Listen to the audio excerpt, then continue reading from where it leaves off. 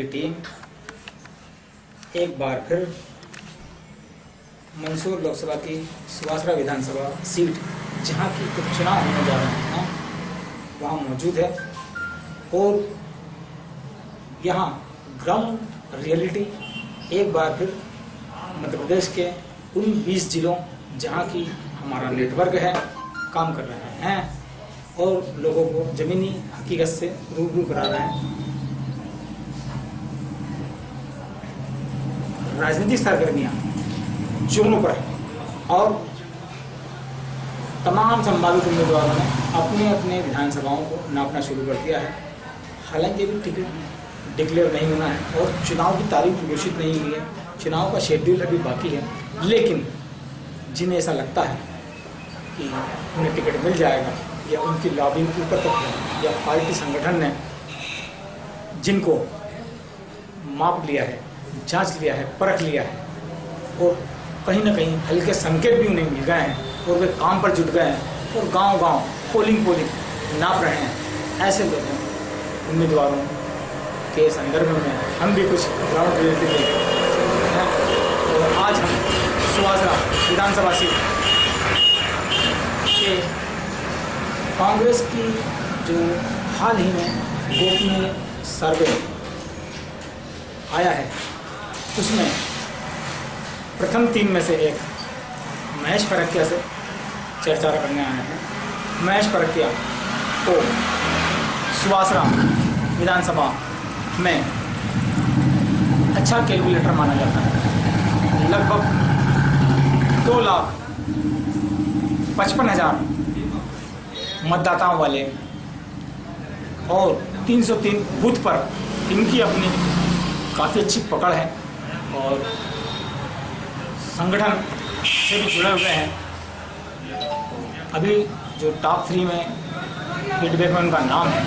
महेश जी बताएं आप जी क्या रहेगा सुवासरा का गणित वर्तमान परिप्रेक्ष्य में, जबकि 24 लोग उधर चले गए हैं, इसके बाद भी ये कांग्रेस की सीट मानी जा रही है यहाँ पर, तो ठीक है, लेकिन हाल ही में जो कमलनाथ जी ने और कांग्रेस पार्टी ने दिग्विजय सिंह जी ने जो गोपनीय सर्वे करवाए हैं उसमें कहीं ना कहीं टॉप 3 में आप भी फिट आ गए हैं।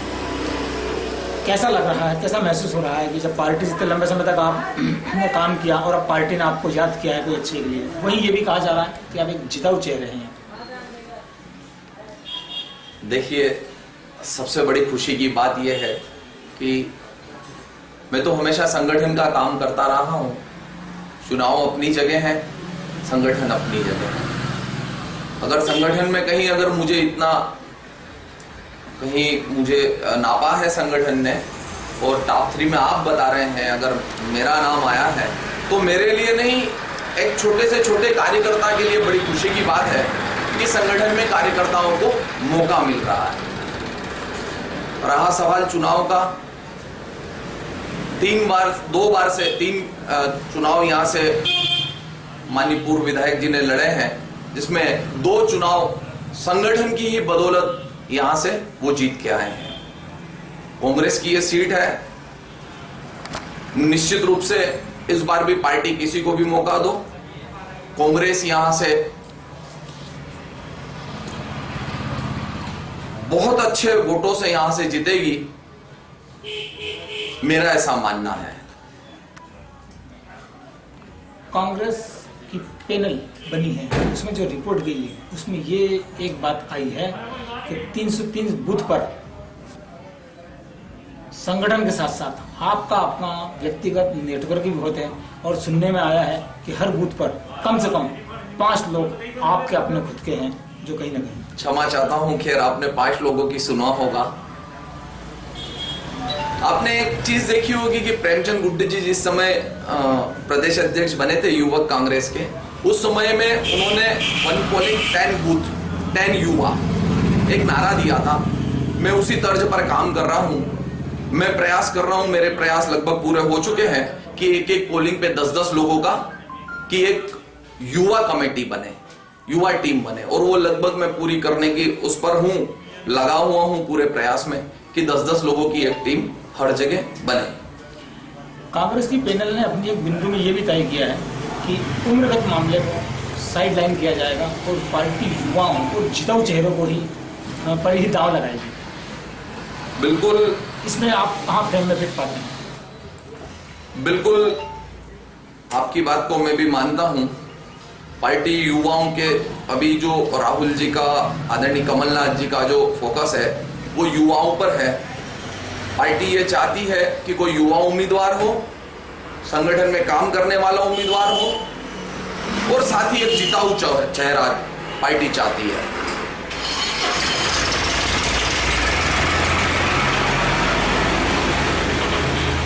हाल ही में यहाँ से जो पाला बदल के बीजेपी में चले गए हैं मंत्री हरदीप सिंह डंडन, उनसे आप किस प्रकार की आशा करते हैं कि वो मंदसौर लोकसभा को या सुवासरा विधानसभा को अपने मंत्री बनने के जो पावर आए हैं या जो अतिरिक्त जो उनके पास शक्ति आई है उससे क्या सौगात दे सकेंगे, या क्या आप चाहते हैं कि उनको ऐसा करना चाहिए अगर मंत्री बन गए? मुझे भी बहुत अच्छा लगा, आपने बहुत अच्छा प्रश्न किया। मैं पूर्व विधायक जी को मंत्री बनने पर बहुत बहुत बधाई देता हूं, लेकिन ये बधाई तब पूरी होती है जब उन्होंने जिन बिंदुओं को लेकर कांग्रेस पार्टी को छोड़ा, भारतीय जनता पार्टी में वो शामिल हुए, उन बिंदुओं को अगर वो पूरा करते हैं, जैसे 2 लाख रुपए का कर्ज माफी, 100 रुपए में 100 यूनिट, और भी कई मुद्दे हैं। उन्होंने मैंने यही कहा है कि 2 लाख का कर्ज माफी की कोई मेरी सुन नहीं रहा था। अगर वो कर्ज माफी पूरी करवाते हैं इस सरकार से, तो मैं उनको पर्सनली मिलके बधाई दूंगा। यहाँ सुवासरा सीट पर अब तक कुल 5 सर्वे हो चुके हैं, इसमें 3 कमलनाथ जी के हैं, एक दिग्विजय सिंह का और एक कांग्रेस संगठन ने भी करवा लिया है। और सभी का एक वो है कि जिताऊ और संगठन को समर्पित व्यक्ति को ही यहाँ टिकट दिया जाए। आप खुद को कहाँ फ्रेम में फिट पाते हैं? देखिए, मैं बहुत छोटा सा कार्यकर्ता हूं कांग्रेस का, अंतिम पंक्ति वाला व्यक्ति हूं। पार्टी के सर्वे में अगर मेरा नाम आया है तो आप खुद समझ सकते हैं कि पार्टी ने निश्चित रूप से नीचे से सर्वे करवाया है। कमलनाथ जी की हमेशा से सोच रही है, हमेशा से उनका मानना रहा है कि क्षेत्र में जो व्यक्ति विकास करवा पाए, क्षेत्र में जिस व्यक्ति की पहचान हो, संगठन में जिसने बहुत मजबूती के साथ काम किया हो, ऐसे व्यक्ति को, जिताऊ उम्मीदवार को वो चुनाव लड़वाना चाहते हैं। आप थे सुवासरा विधानसभा सीट के एक सशक्त दावेदार महेश फरकिया जी, जिनका कि टॉप 3 पैनल में नाम है, और यह नाम उनका संगठन में उनके द्वारा किए गए कार्य और पूरी विधानसभा में हर बूथ की नेटवर्किंग के चलते आया है। और निश्चित रूप से अगर पार्टी ने कहीं उनको बारे में सोचा है तो यह निश्चित ही उनके कामों का प्रतिफल है। खबर पर नज़र के लिए सुवासरा उपचुनाव बैटल ग्राउंड से मैं संजय नजान, शैलेंद्र श्रीमाल और उत्तम राव पाटिल की विशेष रिपोर्ट। जहां खबर वहां हम। धन्यवाद। जय हिंद।